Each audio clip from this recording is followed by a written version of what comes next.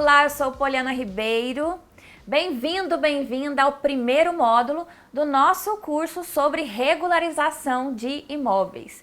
E nesta aula, nossa primeira aula, nós falaremos sobre os tipos de cartórios e suas finalidades. Vamos embora? Então, olha só, o artigo 236 da Constituição Federal de 1988 dispõe o seguinte: os serviços notariais e de registros são exercidos em caráter privado por delegação do poder público. No parágrafo 1º, diz que a lei regulará as atividades, disciplinará a responsabilidade civil e criminal dos notários, dos oficiais de registro e de seus prepostos, que são os escreventes, também, e definirá a fiscalização de seus atos pelo Poder Judiciário. No parágrafo 2º diz que lei federal estabelecerá normas gerais para fixação de emolumentos relativos aos atos praticados pelos serviços notariais e de registro. Já no parágrafo 3º diz ainda que o ingresso na atividade notarial e de registro depende de concurso público, de provas e títulos, não se permitindo que qualquer serventia fique vaga, sem abertura de concurso, de provimento ou de remoção por mais de 6 meses. Olha só. E a Lei 8.935 de 94 veio regulamentar este artigo, o 236 da Constituição Federal. Ela dispõe sobre os serviços notariais e de registro. Essa lei é conhecida como a Lei dos Cartórios. A referida lei nos esclarece em seu artigo 1º que os serviços notariais e de registro são os de organização técnica e administrativa destinados a garantir a publicidade, autenticidade, segurança e eficácia dos atos jurídicos. Assim, o notário ou tabelião e oficial de registro ou registrador são profissionais do direito dotados de fé pública a quem é delegado o exercício da atividade notarial e de registro. No artigo 5º da Lei dos Cartórios, discrimina os titulares dos serviços notariais e de registro, ou seja, os tipos de cartórios existentes no Brasil. Então, o artigo 5º, ele diz o seguinte, que os titulares de serviços notariais e de registro são os tabeliães de notas, tabeliães e oficiais de registro de contratos marítimos, tabeliães de protesto de títulos, os oficiais de registro de imóveis, os oficiais de registro de títulos e documentos e civis das pessoas jurídicas, os oficiais de registro civis das pessoas naturais e de interdições e tutelas, os oficiais de registro de distribuição, certo? Então vamos falar agora sobre os tabelionatos de notas, conforme os artigos 6º e 7º da Lei 8.935 de 94, que é a Lei dos Cartórios. Então, cabe ao tabelião ou notário de notas com exclusividade. Primeiro, olha só, lavrar escrituras e procurações públicas, lavrar testamentos públicos e aprovar os testamentos cerrados, lavrar as atas notariais, reconhecer firmas e autenticar cópias, certo? E compete ainda ao tabelião ou notário formalizar a vontade das partes através dos testamentos, das escrituras declaratórias, procurações, escrituras de compra e venda. Cabe ainda intervir nos atos e negócios jurídicos a que as partes devam ou queiram dar forma legal ou autenticidade, autorizando a redação ou redigindo os instrumentos adequados, conservando os originais e expedindo cópias fidedignas de seu conteúdo através da emissão de certidões e reconhecimentos de firmas, bem como cópias autenticadas, por exemplo. Cabe ainda autenticar fatos através da ata notarial. Assim, o tabelionato de notas ou cartório de notas é o cartório que lavra escrituras públicas, reconhece firmas e autentica cópias de documentos. Nele se lavram, por exemplo, divórcios, inventários e partilhas, escrituras de compra e venda, doação, união estável hipoteca e por aí vai, né? Há um ato bastante útil que ganhou espaço no novo Código de Processo Civil em seu artigo 385, mas que ainda é pouco conhecido, que é a ata notarial, a qual comprova fatos, né? O tabelião, através da fé pública, ele constata determinado fato e serve como prova, inclusive, em juízo. Quanto às transmissões de imóveis, é importante lembrar-se de que não basta lavrar a escritura pública de alienação de imóvel.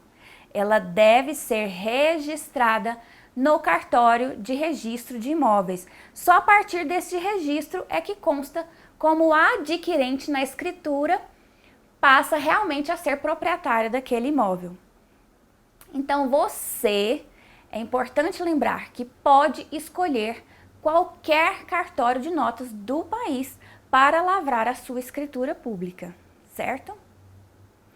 Agora vamos falar sobre os tabelionatos e registros de contratos marítimos, disposto no artigo 10º da Lei 8.935 de 94.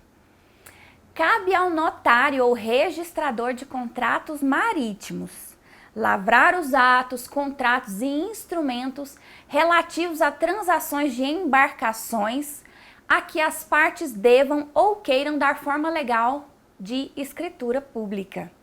Cabe ainda registrar os documentos da mesma natureza, ou seja, envolvendo embarcações, reconhecer firmas em documentos destinados a fins de direito marítimo, expedir traslados e certidões, certo? Agora, quanto aos cartórios de protesto de títulos, cabem aos tabeliões de protesto protocolar de imediato os documentos de dívida para prova de descumprimento de obrigação, intimar os devedores dos títulos para aceitá-los, devolvê-los ou pagá-los sob pena de protesto, receber o pagamento dos títulos protocolizados dando efetiva quitação, lavrar o protesto, registrando o ato em livro próprio ou microfilme ou sob outra forma de documentação, acatar o pedido de desistência do protesto formulado pelo apresentante. E cabe ainda averbar o cancelamento do protesto, as alterações necessárias para a atualização dos registros efetuados. E ainda expedir certidões de atos e documentos que constem de seus registros e papéis. Lembrando que, havendo mais de um tabelião de protestos na mesma localidade, será obrigatória a prévia distribuição dos títulos. Assim, o tabelionato de protesto é um cartório ao qual são levados títulos executivos, né? Por exemplo, as duplicatas, os cheques, nota promissória, não pagos, e que se promove a intimação dos devedores para pagar sob pena de protesto. Em caso de não pagamento, o título em questão é executado. Agora nós vamos falar sobre os cartórios de registro de imóveis. O cartório de registro de imóveis, ou conhecido por RI, é o cartório no qual se registram os contratos e escrituras públicas envolvendo a transação imobiliária e também demais títulos que venham criar algum direito ou restrição que se refere ao imóvel, como, por exemplo, hipoteca, alienação fiduciária, usufruto, servidão, incorporação, condomínio, penhora, inalienabilidade, dentre tantos outros, né? E é, em regra, através deste cartório que alguém se torna proprietário de direito ou titular de algum direito, né, algum bem imóvel e algum direito real sobre o bem imóvel. Nele se praticam os atos de registro e averbação, além de emissão de certidões e fornecimento de informações verbais após pedidos de buscas. Para maior segurança e facilidade ao acesso à informação, cada cartório de registro de imóveis abrange um território delimitado, no qual todos os atos referentes aos imóveis, situados nesta região, ou seja, em determinada circunscrição, devem ser feitos. Isso pelo princípio da territorialidade. Dessa forma, se faz possível analisar a cadeia dominial e todas as ocorrências que se referem a determinado imóvel. Certo? Vamos agora falar sobre os cartórios de registro de títulos e documentos. O cartório de registro de títulos e documentos é também conhecido como RTD. Nesse cartório se registram documentos para sua conservação, bem como para que tenham efeitos erga omnes, ou seja, a todos. Importante saber, entretanto, que o efeito perante toda a sociedade, erga omnes, como eu já disse, só tem eficácia se não tiver a previsão de que determinado documento seja registrado em algum cartório específico, como por exemplo, contrato de compra e venda deve ser registrado onde? No cartório de registro de imóveis. Nascimento, ou seja, declaração de nascido vivo, deve ser registrado no cartório de registro civil de pessoas naturais e por aí vai. No cartório de títulos e documentos, você pode, por exemplo, registrar seus documentos pessoais para que não tenha transtorno ao perdê-los, como por exemplo, identidade, carteira de habilitação, ou se pode registrar um contrato para que seja conservado e tenha efeito como documento público, ou ainda registrar uma manifestação de vontade que não esteja nos parâmetros e particularidades de um testamento ou escritura declaratória, nos casos em que o declarante quer determinar o limite de área e qual imóvel quer que os herdeiros fiquem, por exemplo. Há ainda outros exemplos: contrato de alienação fiduciária de imóveis, contratos de penhor de coisas móveis que não são registráveis no cartório de registro de imóveis. Agora, vamos falar um pouco sobre o cartório de registro civil das pessoas naturais, interdições e tutelas. O cartório de registro civil é também conhecido como RCPN. Nesse cartório, todos têm noticiadas a história de sua vida, seu registro de nascimento, casamento, óbito, interdição e todas as alterações desses registros que venham ocorrer, tais como alteração no nome no caso do divórcio, por exemplo. Então, esse cartório, a verdadeira fonte que dirá qual o nome exato de uma pessoa, se ela é casada, quantos casamentos já contraiu, se é ou foi interditada. Esse cartório, de um jeito ou de outro, é a base para que os atos e negócios se desenvolvam ou ocorram nos demais cartórios, como por exemplo, se o indivíduo é solteiro e quer adquirir um imóvel, necessário se faz que ele apresente uma certidão de nascimento atualizada. Ou, em casos de regime de casamento diverso ao legal, por meio da certidão de casamento verificada, sabemos a necessidade do pacto antinupcial lavrado e registrado, enfim. As situações e particularidades são inúmeras. O fato é que o cartório de registro civil é uma fonte imprescindível para toda a vida civil dos cidadãos. Agora vamos falar sobre o cartório de registro de distribuição. Compete aos registradores de distribuição proceder com a distribuição de modo equitativo quando se tratar de serviços de mesma natureza, procedendo com o registro dos atos e, em caso contrário, registrar comunicações recebidas de órgãos e serviços competentes. Aí cabe a ele ainda efetuar as averbações e os cancelamentos de sua competência. E ainda expedir certidões de atos e documentos que constem de seus registros e papéis.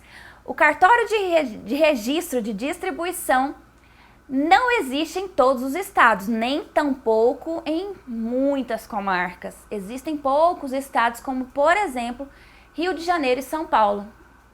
Este cartório serve como uma central de informações sobre os atos realizados na comarca em determinada atribuição. Em Goiás, por exemplo, não existe cartório extrajudicial de registro de distribuição.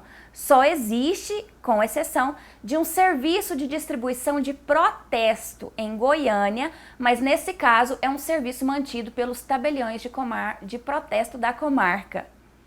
Agora vamos falar sobre o cartório de registro de títulos e documentos civis das pessoas jurídicas. O cartório de registro de títulos e documentos e civis das pessoas jurídicas é onde se registram as pessoas jurídicas não empresariais, como por exemplo, as associações, fundações, regimentos e estatutos condominiais.